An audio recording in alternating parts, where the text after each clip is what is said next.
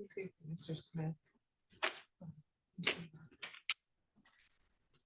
Bach? Yeah. Mr. Bach, Yes, good morning, afternoon, Your Honor. good afternoon. No one's appeared for Roberto Leja, a bench warrant can issue. Okay, What's the judgment amount?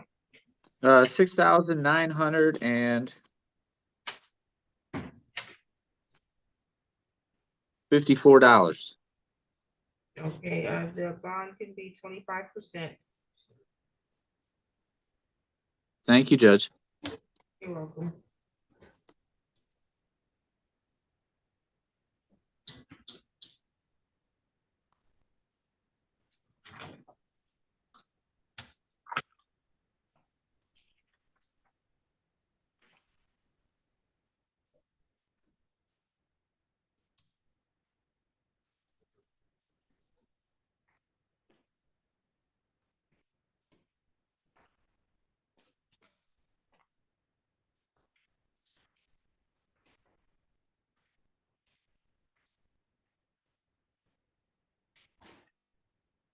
On the record, in the matter of credit acceptance versus Ashley Brown, 22-013536 GC, appearance please. Good afternoon, Judge. Francesca Servi for plaintiff P87205. Okay, you're Ashley Brown? Yes, I am. Okay, today was the date that was scheduled for a hearing. This is for an objection to periodic garnishment. We received an objection from you, Ms. Brown. It states that you are objecting to garnishment because you was improperly notified of any, does that say hearing? Yes. So I did some research and it appears that they reached out to a few of my other jobs like Kirchhoff, Champion, and I didn't get any notice of any of those. I feel like the only reason I got this one is because they sent it certified mail and I handle all the mail for my new job here at the Funeral Directors Association. But they garnished my taxes. I was not notified of any of that. When I've only found out that they garnished the taxes when I called the courthouse when I received this notice, because I was like, because they did, I mean, I saw the taxes were taken, but I didn't really look into it. But then I called the court once I received the garnishment, and they were like, oh, well, they garnished your taxes for this particular matter. But I was never given any notice of that. Did you want to respond to her objections, counsel? Yes, Judge, I will. Plaintiff had the writ of garnishment properly issued. It looks like that was back in July, so July 23rd, 2025. The writ was issued by this honorable court and then served on Garnishee Michigan Funeral Directors Associations, Inc. There's no court rule or statute or case law upon which plaintiff is aware that plaintiff is required to give defendant prior notice of filing its writ for garnishment, but the writ was otherwise properly issued by this court. And plaintiff would further note for the record that it sees that defendant was the person who signed the green card on the delivery of the Yes. writ of garnishment, and plaintiff still has not received the garnishment disclosure pursuant to that, despite now having noticed that defendant is the person who signed the green card, as well as, I mean, her admitting in court that she got it. So a plaintiff would ask that you deny the objection to garnishment as it's invalid. There's not a requirement that plaintiff's aware of that plaintiff has to forewarn a defendant about a writ for garnishment that was properly issued. But you are still required by Michigan Ma'am, rule to notify me to, I'm sorry. Ma'am, that's not how this works. You see how I asked her if she wanted to respond? I understand, I'm sorry. Okay, that's why I'm here. I'm the referee here. I get to mediate this. So you don't talk back and forth, you talk to me. So the court rule for your objection to garnishment is very clear.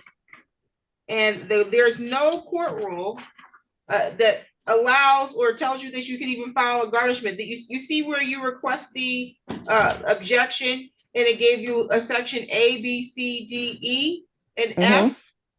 Okay, and that's because those are actually the only ways in which the court rule allows you to object to a garnishment. You checked F, which allows you to say that the garnishment or the writ of garnishment was issued improperly or otherwise invalid, and then you wrote in that it was because it was improperly notified of any, you wasn't properly notified of any hearing. There's no hearing that comes with, you're opening your mouth to talk over me while I'm talking.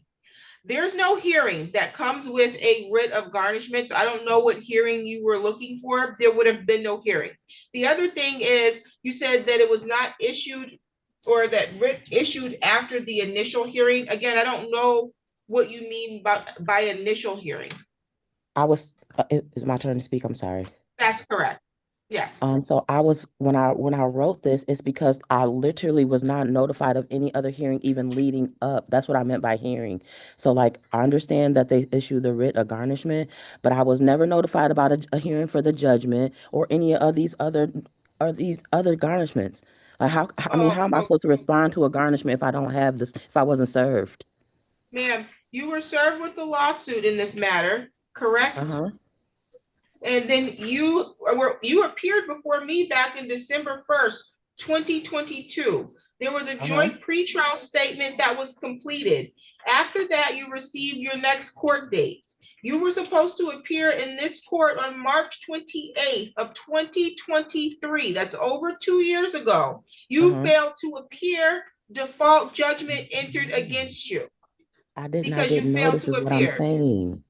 You failed to appear. You knew you were being sued. You were properly on notice that you were being sued, and the court sent the notice to appear for your next court date. That came from the court, and it did not get returned back to this court non-deliverable. If your address changed from the time that this court case began, it would be your responsibility to then go and notify the court, but it doesn't even appear that your address changed. So notice was sent for you to appear in court on March 28th, 2023. You did not appear. Outside of that, wait, I'm not done yet. Outside of that, ma'am, once you fail to appear, a default judgment entered against you, and the court then sent a notice of a default judgment to that same address. Did not receive that. So the court itself sent multiple notices to the address on file notifying you of A, to appear in court 2 years ago, B, that you failed to appear and a default was entered. Once that happened, that allowed you the opportunity, if you had responded to even the notice of default, you could have came back to the court and request to have the default set aside. But you never did that, and that's quite common. We get a lot of people that ignore that paperwork, and then we hear from them once it's time for their garnishments to take place. Is it my turn to speak? Yeah, we haven't heard anything we haven't received or heard anything from you on this file since October 12th, 2022. I did not receive a notice for judgment. I did not receive any notice for judgment. I don't know if they was lost in translation because I was fighting the case. I definitely wouldn't have not appeared to that hearing.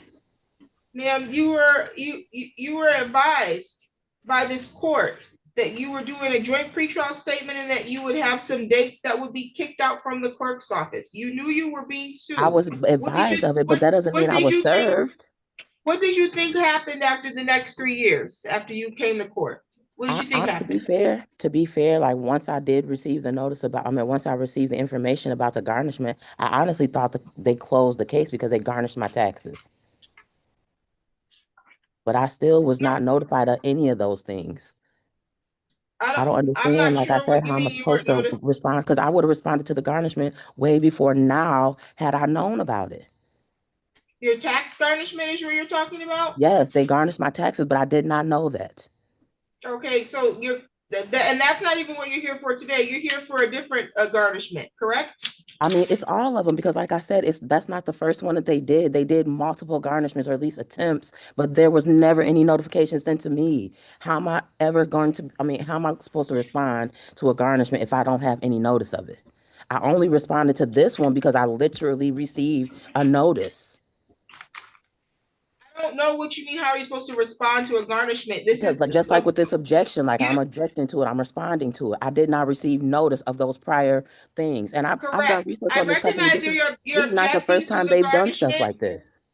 Right, but I recognize you're objecting to the garnishment, but you're not providing the court with a objection that the court can consider. The court rule tells you what objections you can use. There If are no such thing. There's no such that thing as was a the only one that I hearing. found that was close to it. There's no such thing as a hearing for a writ of garnishment. You don't I get a was hearing for referring to that. the hearing, like I stated, that was the judgment hearing. I did not receive notice of that hearing.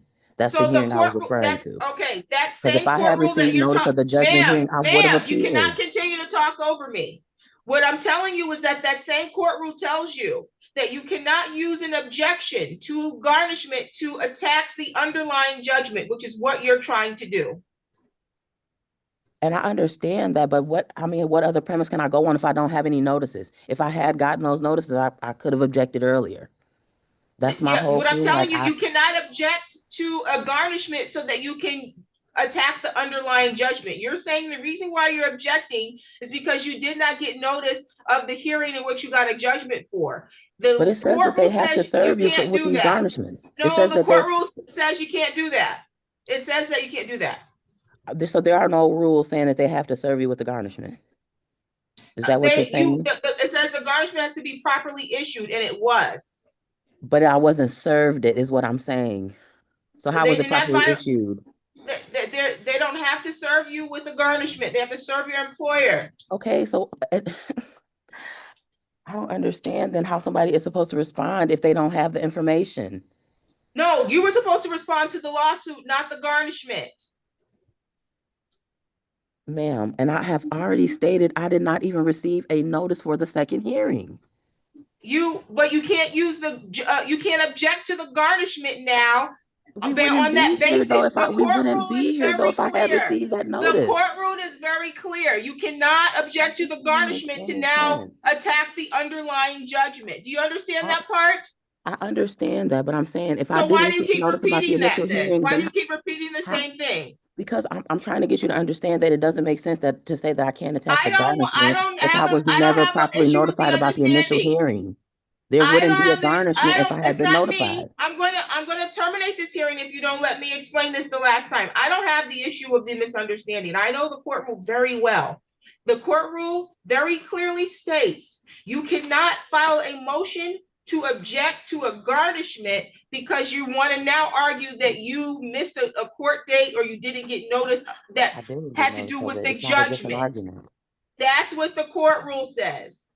So you are trying to say that you didn't get notice of the court date that you were supposed to appear for back in March of 2023. The court rule says you can't use an objection to garnishment to do that.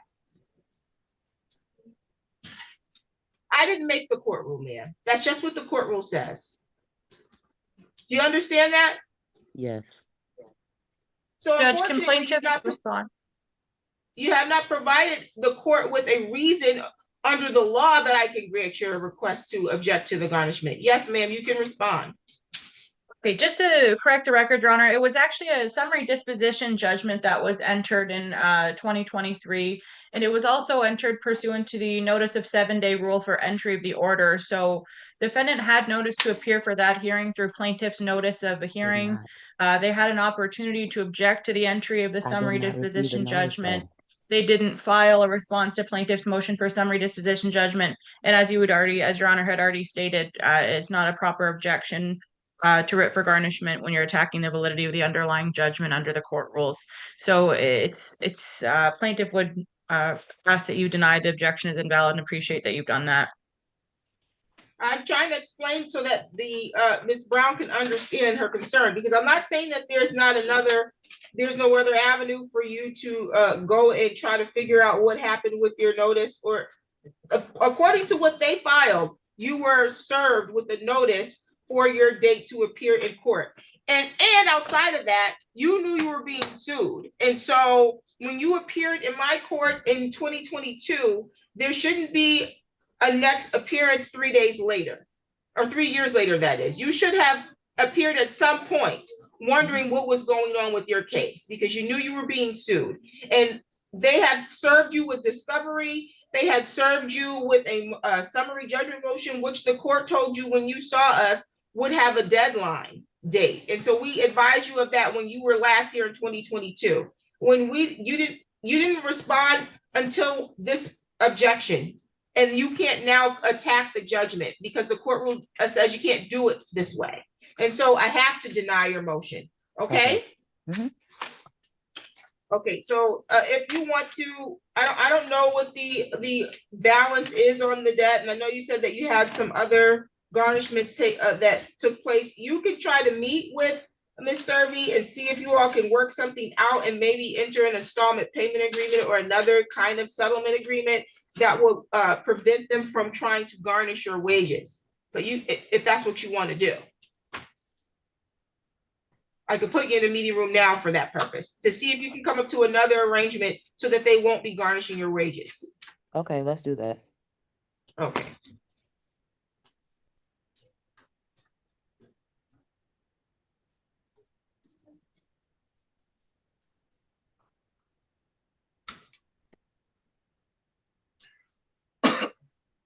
Okay, who is next? You should have received the request to join the breakout room.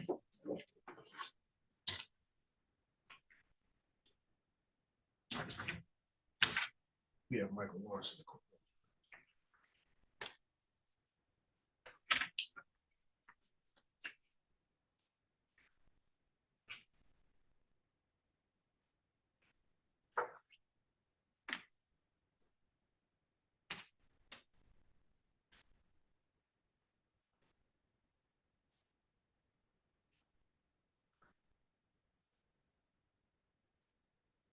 We never seen, was it Marquell Miller Nelson, or they're present via Zoom? Got it, that's an electronic file? Yeah.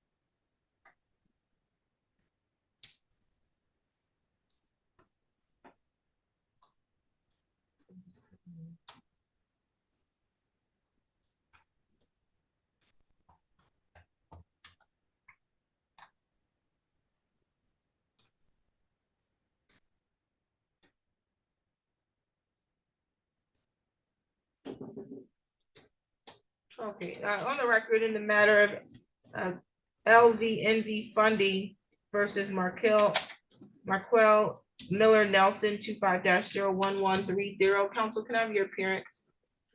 Ryan Malawi, P88457, representing LVNV funding in this matter. And you are Mr. Marquell Miller Nelson? Yes, Your Honor. Okay, today was the date set for a motion to set aside a default judgment. And Mr. Nelson, you filed, or Mr. Miller Nelson, you filed a motion to set aside the default judgment. You gave a statement of good cause. I'm trying to see if you gave a statement of meritorious defense. Let's see here.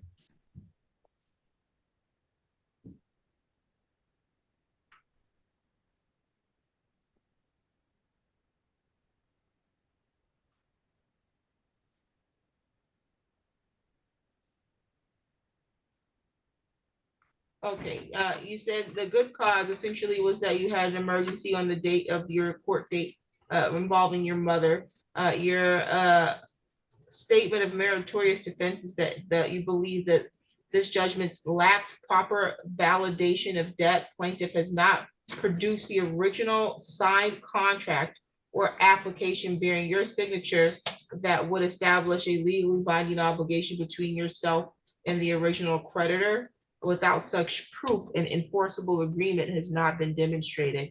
That's not a viable defense. It says here, unless you're alleging that it's not your debt, that would be a viable defense. If you're saying it's not your debt, then that's what you need to say. But this statement here, not producing the original signed contract unless somewhere along the lines of this litigation, you did a demand for discovery requesting that, they wouldn't normally turn that over. Your other section for your defense or meritorious defense was they failed to establish a chain of title or ownership. Plaintiff has not provided a complete chain of title or assignment history. Debt buyers must show a clear and unbroken assignment from the original creditor through any subsequent owners, including the dates of transfer and the amounts paid for debt. Without this, the plaintiff has not proven ownership or standing to issue. Sounds like someone used a little AI and cut and pasted. That sounds nice, but that's not a meritorious defense to the case. You can request any such of those documents if you're arguing that you don't own that you never had such a credit card. This is not your debt, but that's not what you're saying in any of these documents. Next, you say failure to provide an itemized account history. The plaintiff has not provided a full breakdown of all transactions, charges, fees, and interest that make up the alleged balance. Without information, there's no way to verify the accuracy of the amount claimed. Again, you're not alleging that this was not your credit card and that you were a victim of some fraud. You're talking about some discovery that should have taken place and would have taken place had you properly appeared in the case. And then lastly, you say violations of federal consumer protection laws. Plaintiffs' continued reporting and collection efforts without validation may constitute violation of the Fair Debt Collection Practices Act and the Fair Credit Reporting Act. Again, these are not meritorious defenses to the case. Are you alleging that you don't own this debt, sir? Yes, the original papers that I got didn't make sense. Like all I seen was like some numbers on the account and a balance, and then they had a few like bill statements that didn't have like matching amounts on them. Like it was 3 different amounts from different months. I don't I'm new to, how to do stuff in court. I did ask AI for assistance because I didn't want to, I guess, mess up the last time I did it wrong. So I was just trying to make sure that I went about it the correct way. I do see your answer. It looks like you did dispute the debt under your name. So he's not taking ownership to this debt. He's saying that this is not his debt. And so that would be a meritorious defense. Did you want to respond, counsel? Yes. I'll just respond that if we were to open this back up and go through discovery, we do have all those things. I mean, we have an intact bill of sale as attached to the complaint. The reason we don't attach all the statements on there is the court generally doesn't want to dig through all these statements in the complaint. If we would have done discovery, he could have requested all those statements, which we do have. Now, the reason we only include a couple statements, one we include, and they don't, it looks a little funny, and I understand that, but the exhibit 2 is generally the chart or the last payment statement or last activity statement to show that it's within the statute of limitations. But then we put the charge off statement at the end on the last exhibit, which shows you the amount that you owed when the debt was charged off. Now, as far as some of the other arguments, one, I don't think that there's any good cause to begin with. He had record notice and written notice that he was supposed to appear at that last court hearing because we've originally had an initial pretrial where he was given written and record notice. I'm going to stop you there. It's good cause when his mother had a medical emergency, and that's good cause in my book. Okay, but did he take any steps? I missed court because my mother had a medical emergency. And that's good cause. If your mother has a medical emergency, do you want me to grant you good cause, counsel? Yes. Thank you. But he did wait a month after the default judgment was entered to do anything at all on this case. It doesn't matter. That doesn't have anything to do with the good cause and meritorious defense. If he's outside of the timeline to file a motion to set aside, then that's a different argument. but that doesn't attack his good cause. Well, as far as the meritorious defense, he really doesn't have any. You know, if you want to set this aside and open this up and we go through discovery, we can go through that, but we're just gonna end up in the same place, you know. I mean, I would suggest, you know, we just try to work something out and let's get him on a payment plan if that's really what he wants. If he wants to dispute this, then we'll just go back through this and go back through the court dates again.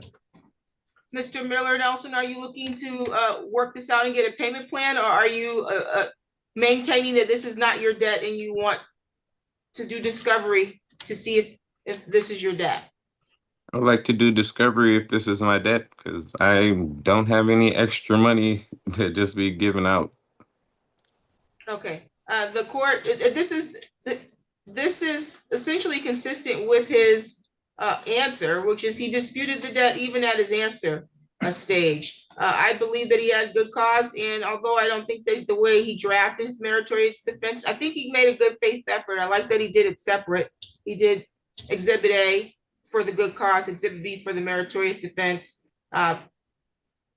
Essentially, he's denying that this was his debt. That's his meritorious defense. The court's going to set aside the default. It will be set for a pretrial. You need to appear for all your court dates, because if you default again, meaning you fail to appear or respond to anything that comes from the plaintiff, I'm not setting aside any more defaults. You understand, sir? Yes, Your Honor. Okay, you'll receive a notice in the mail from the clerk's office regarding your pretrial date. If your address or contact information change, it's your responsibility to notify the court, okay? Yes, Your Honor. Do you have any questions? No, Your Honor. Any additional matters for the record, counsel? Is discovery opened at this point? I don't think you all ever did a joint pretrial. Did that happen? No, Your Honor. Typically, we would have you do a joint pretrial statement, which will give you a timeline to do discovery. You can do it today if you want, since you're both here. I can put you in a private meeting room, and counsel, if you provide us an email in the chat, we will email you the address, email to you that address right now, our standard form that you all can just do the questionnaire, and then I'll give you a deadline right now to complete discovery. Is it possible to schedule that for like maybe sometime next week? Because I actually just had a death yesterday. I lost my grandfather, so I'm really trying to, I didn't want to miss today. I'm really just trying to connect with my family to be able to, you know, help them through this Sorry. time.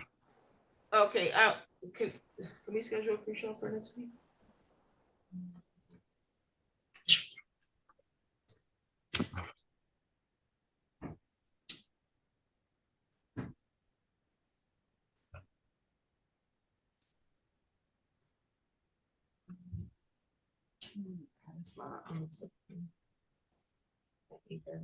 So we're good. The 16th at 8:30. Can you do the 16th at 8:30, counsel?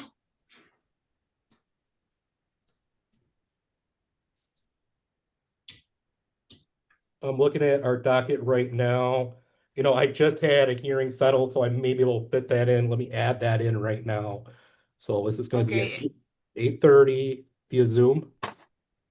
That's correct, via Zoom. And to be honest, you and Mr. Miller Nelson can do this off the record. We did receive your email in the chat. We can send it to you. You all can call. And Mr. Nelson, I don't know. You say you had a death in the family. I don't know if you know when the funeral is. Let's say it's on that date. You don't have an opportunity to miss it. So it will be in your best interest to try to get on the call even before that date, if you can, with counsel, because it's just a questionnaire that you need to complete, and he'll send it to the court. Okay. I just sent my email also to the chat for them as well. I don't know if they have it. Okay, we have both emails. My staff will send you a questionnaire, and you all can make arrangements to either get that done off the record, and then counsel will submit it to us electronically, or you need to appear at that next court date. Okay. Okay, so if we do get that joint pretrial statement done, then we don't have to show up at this. That's correct. I'd prefer to do that. I've got my email in the chat right there, Mr. Miller Nelson. You can just shoot me an email and let's just try to get this worked out. And the email that comes from the court will have both emails on there, so you will be in the same email if you want to just respond to that, Mr. Miller Nelson, as well, okay? Okay. All right, you're both all set for today. I would just like to note that, and I would just encourage to get this settled off the record. You know, I don't want to just keep coming back and forth on this case over and over again here either. So I'm You just trying. all obviously are free to discuss settlement too, off the record. And if you come to a settlement agreement, you can file that instead of the joint pretrial statement. I agree with that, Your Honor. Thank you so much. Thank you. You're all set. Thank you. This week that was an electronic file. This was.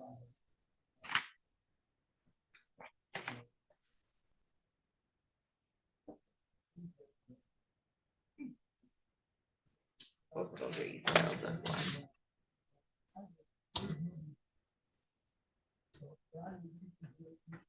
You said it's Michael Lawrence? Yes, yes.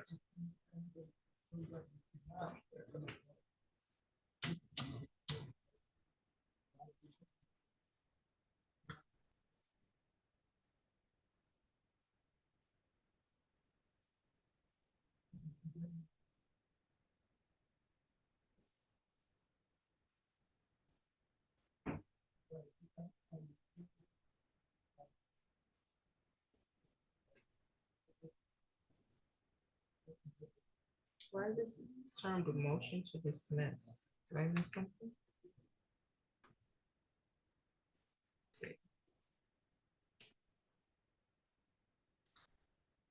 Oh, dismiss case. Send to collection.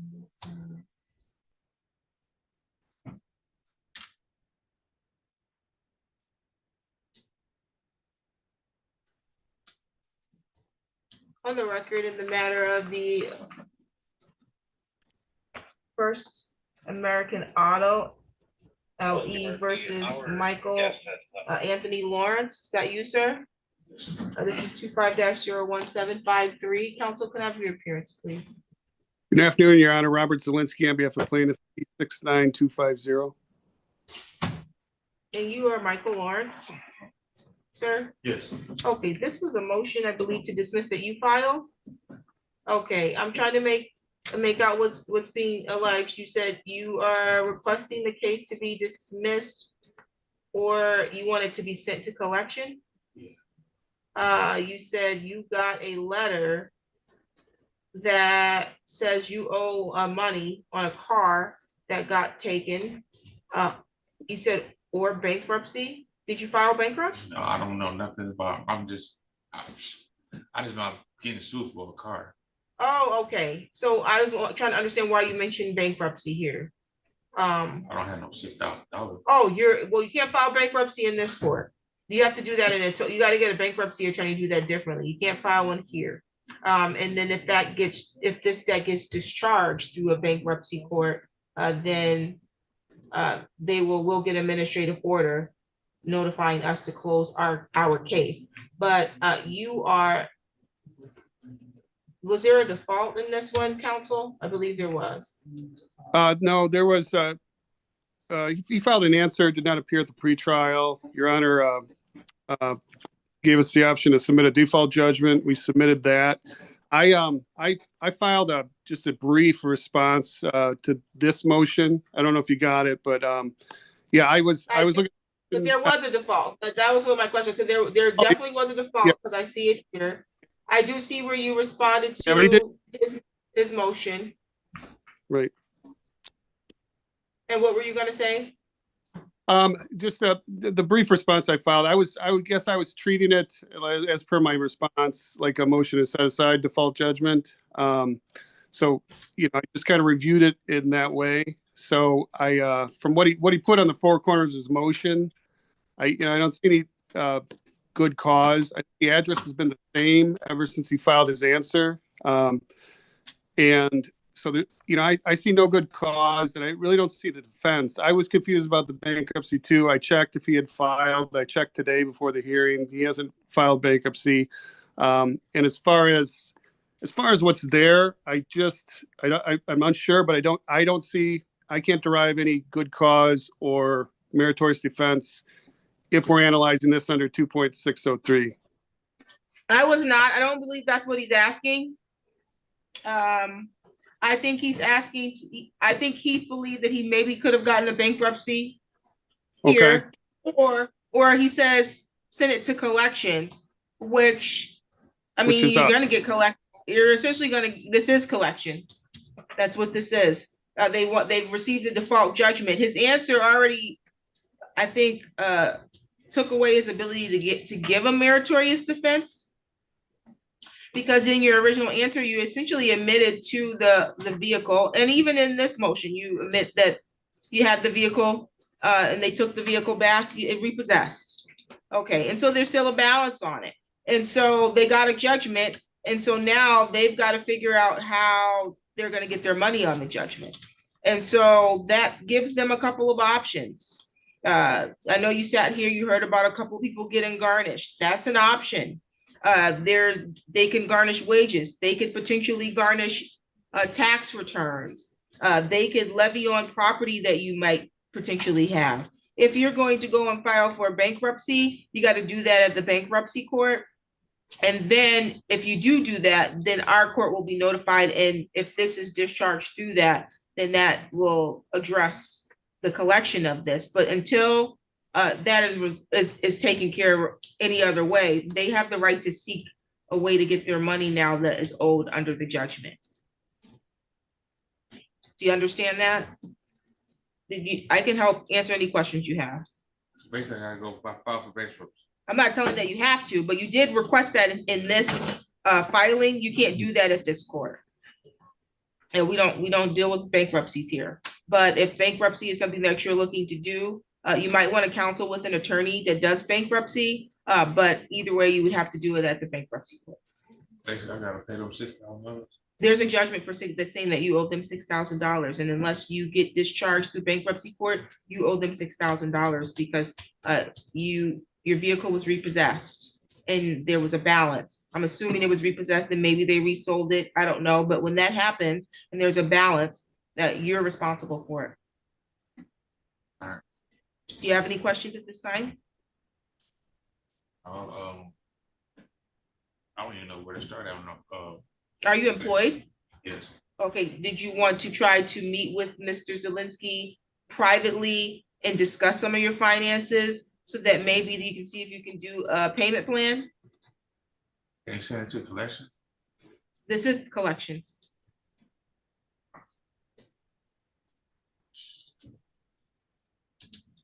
I guess, yeah. Okay, we'll get you on Zoom and you can, that's the best bet for you to try to get an installment payment order where you're making voluntary payments so that they don't come and garnish your wages. Okay, we'll get you on Zoom so you can meet with them privately. Mr. Do you need Block, you were waiting. I'm sorry, sir. Mr. I'm sorry. Zielinski? Do you need me to file an order or not? Let me see what I have in here. Yes, if you can file an order, present an order denying the motion, that would be great. Okay, I'm just gonna title it what he titled it and then deny. That's correct. Thank you. Thanks. Have a good afternoon. We're gonna put him in Zoom to meet with you. Yep. Yeah, thanks. Okay. Mr. Bach was waiting for Tyler Fundenbergs. Yes. Okay. He's not appeared. This was a discovery. Do you want to show cause? Yes, Judge. Okay, I'll note show cause to issue and that could be via mail 9 days. Thank you. Have a good weekend.